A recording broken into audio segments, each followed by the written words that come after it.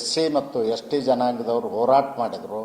ರಾಜೇನಹಳ್ಳಿ ಗುರುಪೀಠದ ವಾಲ್ಮೀಕಿ ಗುರುಪೀಠದ ಸ್ವಾಮೀಜಿಯವರು ಕೂಡ ಬೆಂಗಳೂರಿನ ಫ್ರೀಡಮ್ ಪಾರ್ಕ್ನಲ್ಲಿ ಧರಣಿ ಮಾಡಿದರು. ವರ್ಷಗಟ್ಟಲೆ ಧರಣಿ ಮಾಡಿದರು. ನಮ್ಮದೇ ಸರ್ಕಾರ ಇತ್ತು, ಬೊಮ್ಮಾಯಿಯವ್ರ ಸರ್ಕಾರ ಇದ್ದಾಗ ನಾವು ಒಳ ಮೀಸಲಾತಿ ಹೆಚ್ಚಳವನ್ನು ಮಾಡಿದ್ವಿ 2022ರಲ್ಲಿ. ಜನಸಂಖ್ಯೆಗೆ ಅನುಗುಣವಾಗಿ 17% 7% ಮಾಡಿದ್ವಿ.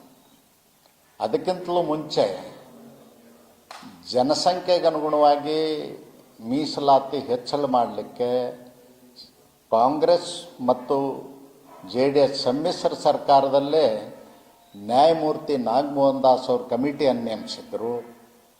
ಅವರು ವರದಿಯನ್ನು ಕೊಟ್ಟಿದ್ದರು. ಅದನ್ನು ಅನುಷ್ಠಾನಕ್ಕೆ ತರ್ತಕ್ಕಂಥ ಜವಾಬ್ದಾರಿ ಬಸವರಾಜ ಬೊಮ್ಮಾಯಿ ಅವ್ರ ಸರ್ಕಾರದ ಮೇಲೆ ಬಂತು. ಬಸವರಾಜ ಬೊಮ್ಮಾಯಿ ಅವರು ಪ್ರಾಮಾಣಿಕವಾಗಿ ಒಳ ಮೀಸಲಾತಿ ಅಷ್ಟೇ ಅಲ್ಲ, ಮೀಸಲಾತಿ ಹೆಚ್ಚಳ ಎರಡನ್ನೂ ಕೂಡ ಮಾಡಿರ್ತಕ್ಕಂಥದ್ದಿದೆ. ಅದನ್ನು ಕಾಂಗ್ರೆಸ್ ಸರ್ಕಾರ, ಸಿದ್ದರಾಮಯ್ಯನವ್ರ ಸರ್ಕಾರ ಎರಡೂ ಸದನಗಳಲ್ಲಿಟ್ಟು ಒಪ್ಪಿಗೆ ಪಡೆದಂಥ ಆದೇಶವನ್ನು ಮಾರ್ಪಾಡು ಮಾಡಿ ಮನಸ್ಸೋ ಇಚ್ಛೆ ಮತ್ತೊಂದು ಕಮಿಷನನ್ನು ನೇಮಿಸಿದರು. ಮತ್ತೆ ನಾಗಮೋಹನ್ ದಾಸ್ ಅವರ ಕಮಿಟಿ ನೇಮಿಸಿ ಒಳ ಮೀಸಲಾತಿ ವರದಿಯನ್ನು ಪಡ್ಕೊಂಡ್ರು. ನಾಗಮೋಹನ್ ದಾಸರು ಒಳ ಮೀಸಲಾತಿಯನ್ನು ಕೊಡೋದು ನ್ಯಾಯಸಮ್ಮತ ಅಂಥೇಳಿ ವರದಿಯನ್ನು ಕೊಟ್ಟರು. ಅಷ್ಟರಲ್ಲಿ ಸುಪ್ರೀಂ ಕೋರ್ಟ್ ಆದೇಶ ಕೂಡ ಆಗಿತ್ತು. 1 ಆಗಸ್ಟ್ 2024 ಒಳ ಮೀಸಲಾತಿ ಕೊಡಬೇಕು, ಯಾರಿಗೆ ಸೌಲಭ್ಯ ವಂಚಿತರಾಗಿದ್ದಾರೆ ಅವ್ರಿಗೆ ಹೆಚ್ಚು ಅವ್ರ ಕಡೆ ಗಮನ ಹರಿಸ್ತಕ್ಕಂಥ ಕೆಲಸ ಕೂಡ ಮಾಡಬೇಕು ಅಂತ ಡೈರೆಕ್ಷನ್ ಇತ್ತು. ಅದೆಲ್ಲವನ್ನು ಗಾಳಿಗೆ ತೂರಿ ನಾಗಮೋಹನ್ ದಾಸನ ವರದಿನೂ ಮಾಡಲಿಲ್ಲ, ಸದಾಶಿವನವ್ರ ವರದಿನೂ ಮಾಡಲಿಲ್ಲ. ಮತ್ತು ನಮ್ಮ ಸರ್ಕಾರ ಇದ್ದಾಗ ಭಾಳ ವೈಜ್ಞಾನಿಕವಾಗಿ ನಮ್ಮ ಕಾನೂನು ಸಚಿವರಾದಂಥ ಮಾಧುಸ್ವಾಮಿ ಅವರು ಮಾಡಿದ್ದರು. 6% ಮಾದಿಗರಿಗೆ, 5.5% ಚಲವಾದಿಯವ್ರಿಗೆ, 4.5% ಬೋವಿ, ಲಂಬಾಣಿ, ಕೊರ್ಮ, ಕೊರ್ಚ 4 ಜಾತಿಗಳಿಗೆ, 1% ಅಲ್ವಾರ್ಗಳಿಗೆ ಮಾಡಿದ್ದರು. ಅದೆಲ್ಲವನ್ನು ಗಾಳಿಗೆ ತೂರಿ ತಾವೇ ಮಂತ್ರಿಗಳು ಹಂಚಿಕೊಂಡ್ರು. ಅವ್ರ ಪಿತ್ರಾಜಿತ ಆಸ್ತಿ ಹಂಚಿಕೊಂಡಂಗೆ ಮನಸ್ಸೋ ಇಚ್ಛೆ ಹಂಚಿಕೊಂಡ್ರು. 4 ಗುಂಪುಗಳಿದ್ದದ್ದನ್ನು 3 ಗುಂಪುಗಳನ್ನಾಗಿ ಮಾಡಿದರು. SC ಮಾದಿಗ ಜನಾಂಗಕ್ಕೆ 6%, ಚಲವಾದಿ ಜನಾಂಗಕ್ಕೆ 6%, 5% ಬೋವಿ, ಬಂಜಾರ, ಕೊರ್ಮ, ಕೊರ್ಚ ಜೊತೆಯಲ್ಲಿ ಅಲೆಮಾರಿಗಳನ್ನು ಸೇರಿಸಿಬಿಟ್ರು. 4 ಜಾತಿ ಇದ್ದದ್ದು 65 ಜಾತಿ ಮಾಡಿದರು. ಹೀಗಾಗಿ ಅವರು ಅಸಮಾಧಾನ ಆದರು. ಲಂಬಾಣಿ, ಬೋವಿ, ಕೊರ್ಮ, ಕೊರ್ಚ ಅಲೆಮಾರಿಗಳು ಮತ್ತು ಚಲವಾದಿಯವರು ಅಸಮಾಧಾನ ಆದರು, ಮಾದಿಗರು ಅಸಮಾಧಾನ ಆದರು. ಇದನ್ನು ಅಸಮಾಧಾನ ಆದಂಥ ಸಂದರ್ಭದಲ್ಲಿ ಸಿದ್ದರಾಮಯ್ಯನವ್ರ ಸರ್ಕಾರ ವೈಜ್ಞಾನಿಕವಾಗಿ, ಕಾನೂನಾತ್ಮಕವಾಗಿ ಸುಪ್ರೀಂ ಕೋರ್ಟ್ ಆದೇಶದಂತೂ ಮಾಡಲಿಲ್ಲ, ನ್ಯಾಯಮೂರ್ತಿ ನಾಗಮೋಹನ್ ದಾಸ್ ಅವ್ರ ವರದಿಯಂತೂ ಮಾಡಲಿಲ್ಲ. ನಮ್ಮದೇ ಸರ್ಕಾರ ಮಾಡಿರ್ತಕ್ಕಂಥದ್ದು, ಬೊಮ್ಮಾಯಿಯವ್ರ ಸರ್ಕಾರ ಮಾಡಿದಂಥ ಕ್ಯಾಬಿನೆಟ್ ಸಬ್ ಕಮಿಟಿದೂ ಮಾಡಲಿಲ್ಲ, ಯಾವುದೂ ಮಾಡ್ತಾಯಿಲ್ಲ.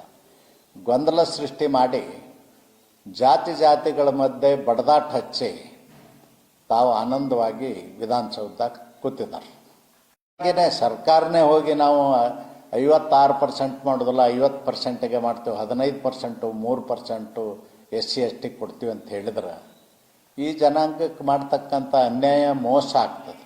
4 ವರ್ಷಗಳ ಕಾಲ ಈ ರಾಜ್ಯದಲ್ಲಿ 56% ಮೀಸಲಾತಿ ಜಾರಿಯಲ್ಲಿದೆ. ಸಾವಿರಾರು ಮೆಡಿಕಲ್ ಸೀಟ್ಗಳು ಹೆಚ್ಚಿದ್ದಾವೆ, ಸಾವಿರಾರು ಜನರಿಗೆ ಉದ್ಯೋಗ ಸಿಕ್ಕಿದೆ, ಸರ್ಕಾರಿ ಕೆಲಸ ಸಿಕ್ಕಿದೆ, ಅನುಕೂಲತೆಗಳನ್ನ ಪಡೆದಿದ್ದಾರೆ. ಈಗ ನೀವು ಏಕಾಏಕಿ ಮತ್ತೆ 15-3 ಮಾಡ್ತೀವಿ ಅಂದ್ರೆ ಈ ಜನಾಂಗಕ್ಕೆ ಮಾಡ್ತಕ್ಕಂಥ ದೊಡ್ಡ ಮೋಸ ಮತ್ತು ಅನ್ಯಾಯ.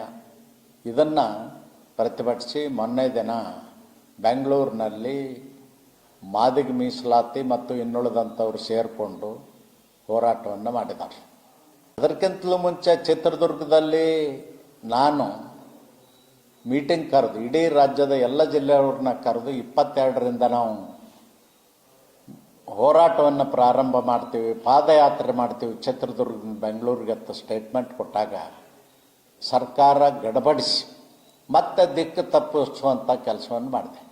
27ನೇ ತಾರೀಕಿಗೆ ನಾವು ಕ್ಯಾಬಿನೆಟ್ ಸಬ್ ಕಮಿಟಿ ಸ್ಪೆಷಲ್ ಆಗಿ SC ST ಒಳ ಮೀಸಲಾತಿ SC ಒಳ ಮೀಸಲಾತಿ ಸಲುವಾಗೇ ವಿಶೇಷ ಸಂಪುಟದ ಸಭೆ ಕರೆದಿವಿ ಅಂಥೇಳಿ ನೋಟಿಫಿಕೇಶನ್ ಮಾಡಿ ನೋಟಿಸ್ ಹೊರಡಿಸಿದ್ರಲ್ಲ. ಇದು ಮೋಸ ಅಲ್ಲ, ಯಾಕೆ ಮಾಡಿದ್ರಿ?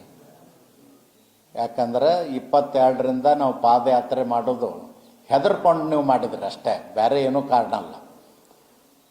ಅಂದರೆ 27ಕ್ಕೆ ಅಸೆಂಬ್ಲಿ ಮುಗಿದು ಹೋಗ್ತದ, ಮತ್ತೆ ಮನೆಗೆ ಹೋಗಿಬಿಡೋದು ಅಂತ, ಸೆಷನ್ ಮುಗಿದ ಮೇಲೆ ಫ್ರೀ ಆಗಿಬಿಡ್ತೀವಿ ಹೋಗೋದಂತ ಆ ದುರುದ್ದೇಶದಿಂದ ಮಾಡ್ತಾರೆ.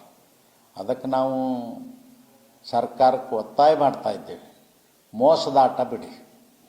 ಯಾವ ಕೋರ್ಟನ್ನು ಸ್ಟೇ ಮಾಡಿಲ್ಲ. 56% ಕೊಡಬೇಕು ಮೀಸಲಾತಿ, 17 SCಗೆ 7 STಗೆ.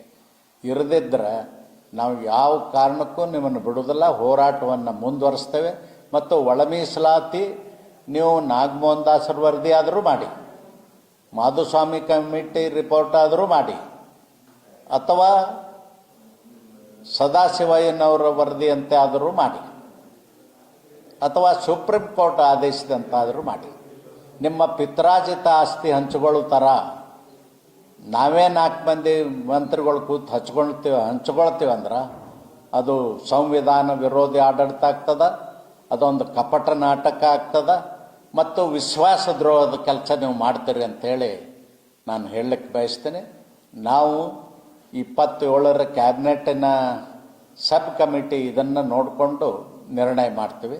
ಮತ್ತು ಈಗಾಗಲೇ ನಾವು ಹೇಳಿದ್ವಿ, ನಿನ್ನೆ ಬೊಮ್ಮಾಯಿಯವರು ಹೇಳಿದ್ದಾರೆ, ನಾನು ನೋಡಿದ್ದೀನಿ ಇಷ್ಟು ವರ್ಷ ಕ್ಯಾಬಿನೆಟ್ ಮೀಟಿಂಗ್ ಅಂದರೆ ನೋಟಿಸ್ ತೆಗಿತಾರೆ, ಇಂಥ ಜನ ವಿಧಾನಸೌಧದಲ್ಲಿ 3ನೇ ಮಾಡಿಯಲ್ಲಿ ಕ್ಯಾಬಿನೆಟ್ ನಾಲಲ್ಲಿ ಮೀಟಿಂಗ್ ಇರ್ತದೆ ಅಂತ ಅಷ್ಟೇ ತೆಗಿತಾರೆ, ಸಮಯ ಮತ್ತು ತಾರೀಕು ಡೇಟ್ ಅಷ್ಟೇ ತಿಳಿಸಿರ್ತಾರೆ. ಈ ಸಾರಿ ವಿಶೇಷ ಅಂದ್ರೆ ಒಳ ಮೀಸಲಾತಿಗಾಗಿ ವಿಶೇಷ ಸಂಪುಟದ ಸಭೆ ಅಂತೇಳಿ ಆ ನೋಟ್ನಲ್ಲಿ ಹಾಕಿದ್ದಾರೆ.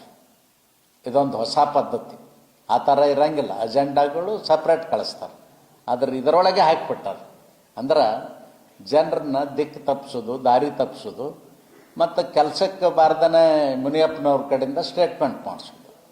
ಮುಖ್ಯಮಂತ್ರಿಗಳು ಒಪ್ಪಿ ಬಿಟ್ಟಾರ, ಮುಖ್ಯಮಂತ್ರಿಗಳು ಮಾಡ್ತಾರೆ, ನೀವು ಯಾರೂ ಹೋರಾಟ ಮಾಡಬೇಡ್ರಿ, ಗಲಾಟೆ ಮಾಡಬೇಡ್ರಿ ಅಂತೇಳಿ ಮುನಿಯಪ್ಪನವರು, ತಿಮ್ಮಾಪುರವರು, ಆಂಜನೇಯವರು ಇವ್ರನ್ನ ಅದಕ್ಕೆ ಇಟ್ಕೊಂಡಾರ. ಅವ್ರು ಸಾಕಿದ್ದೇ ಅದರ ಸಲುವಾಗಿ. ಇವರಿಗೆ ಮಾನ ಮರ್ಯಾದೆ ಇದ್ದರೆ, ದಲಿತರಿಗೆ ಅನ್ಯಾಯ ಆದಾಗ ಪ್ರತಿಭಟಿಸಿ ಬರುವಂಥ ಶಕ್ತಿನೂ ಇಲ್ಲ, ಮಾಡಿಸುವಂಥ ತಾಕತ್ತೂ ಇಲ್ಲ. ಅದಕ್ಕೆ ನಾನು ಈ ಸಂದರ್ಭದಲ್ಲಿ ಸರ್ಕಾರಕ್ಕೆ ಎಚ್ಚರಿಕೆ ಕೊಡ್ತೇನೆ, ನೀವು 27ರಲ್ಲಿ ಈ ಸಮಸ್ಯೆ ಬಗೆಹರಿದೇ ಹೋದ್ರ ಮತ್ತು ನಾವು ಯಾವುದೇ ಕಾರಣಕ್ಕೂ ನಿಮ್ಮ ಸಬೂಬನ್ನು ಕೇಳಲಿಕ್ಕೆ ತಯಾರಿಲ್ಲ. 56%ದೊಳಗೆ ಆಗಬೇಕು, 17-7ರಲ್ಲೇ ಮೀಸಲಾತಿ ಹಂಚಿಕೆ ಆಗಬೇಕು ಅಂತ ಒತ್ತಾಯ ಮಾಡ್ತೀವಿ.